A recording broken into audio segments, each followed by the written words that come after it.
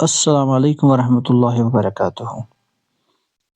आज का जो ये वीडियो है ये बहुत ही ख़ास और इम्पोर्टेंट आप लोगों के लिए है और बहुत ही अच्छी इन्फॉर्मेशन इस वीडियो में आप लोगों के लिए है, क्योंकि इस वीडियो में जो मैं चीज़ें बोलने जा रहा हूँ उसका इम्पैक्ट बराबर आपके घरों तक आ सकता है और बराबर आप लोगों के लिए हो सकता है।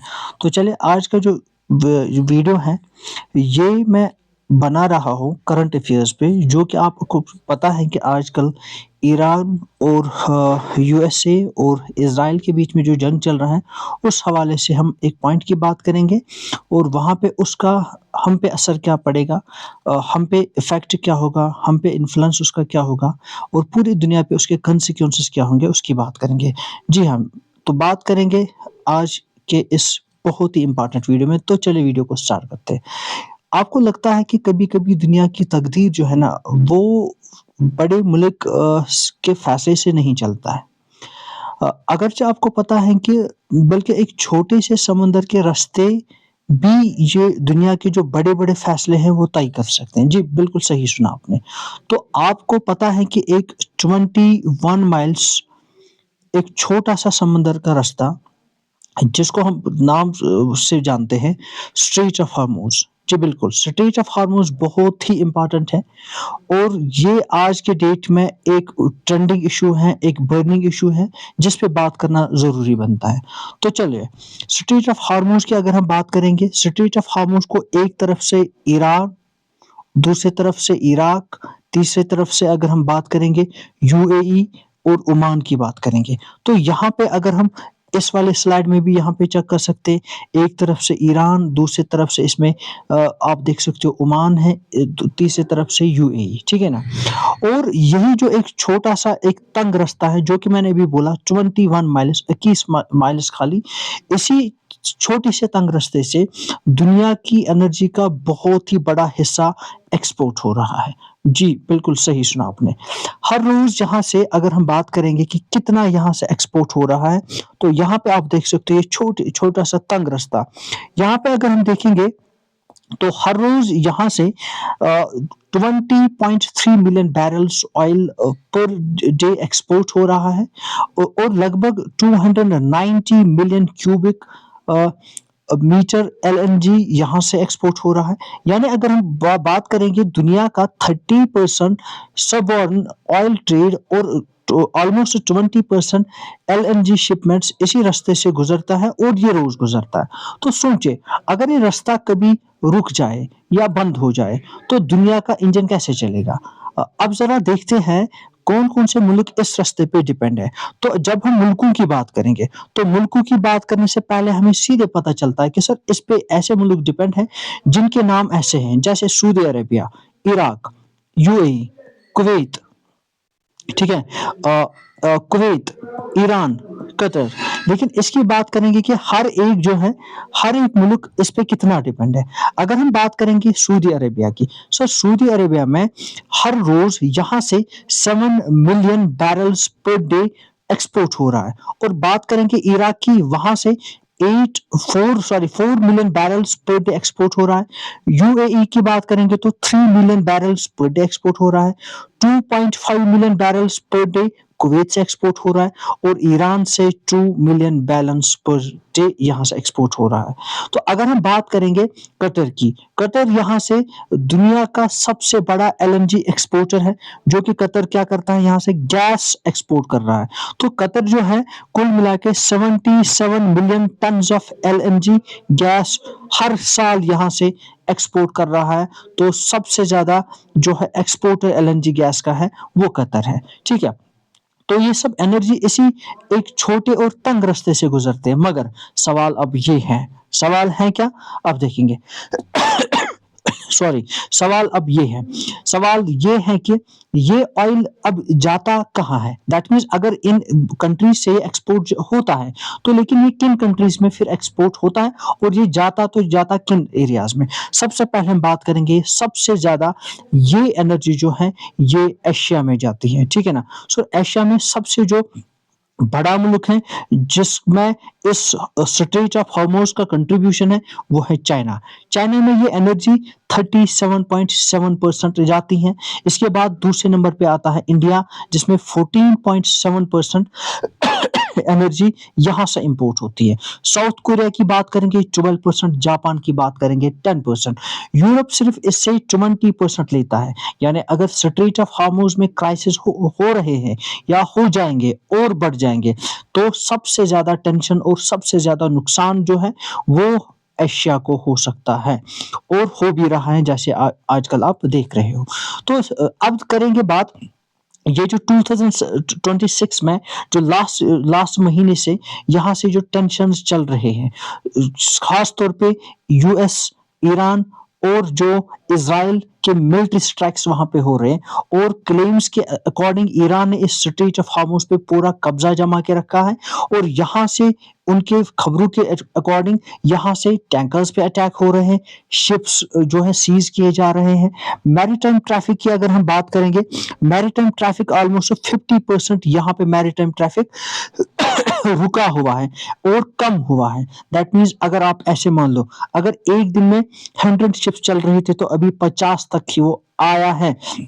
ये मैं 2 दिन पहले का डेटा बोल रहा हूँ। आज इस वक्त जब मैं ये वीडियो बना रहा हूँ, आज का सूरत हाल इसका बहुत ही डिफरेंट हो सकता है। लगभग यहाँ से 750 शिप्स अभी भी बैकअप में फंस गए हैं, इसी स्ट्रेट ऑफ हार्मोज के बैक एंड से फंसे हुए 750 शिप्स से भी अभी भी ज्यादा। और फिर ऑयल मार्केट तो इस सब की वजह से हिल गया।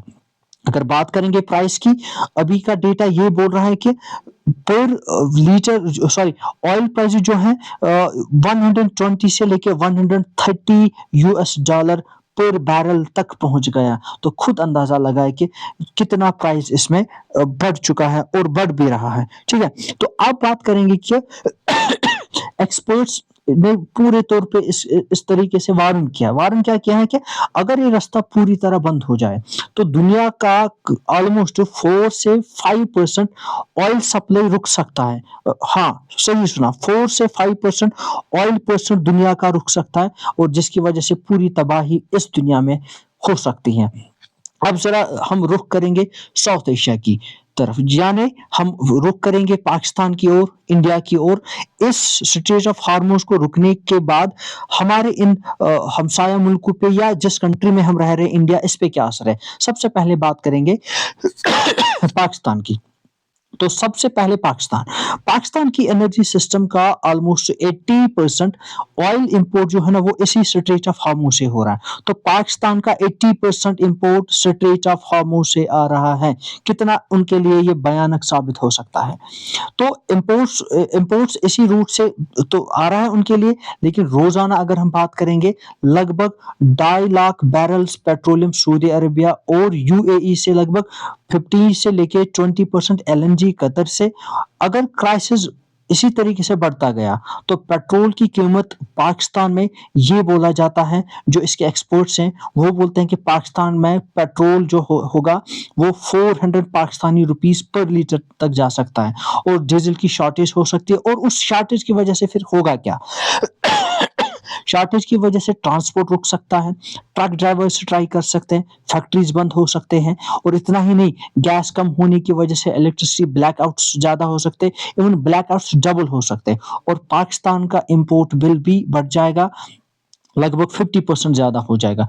तो अगर इस वक्त की करंट सिचुएशन की बात करेंगे, तो वहां पे अभी भी जो है पाकिस्तान के कुछ स्कूल्स बंद हुए हैं, वहां पे कुछ ट्रैफिक जो है बंद हुआ है।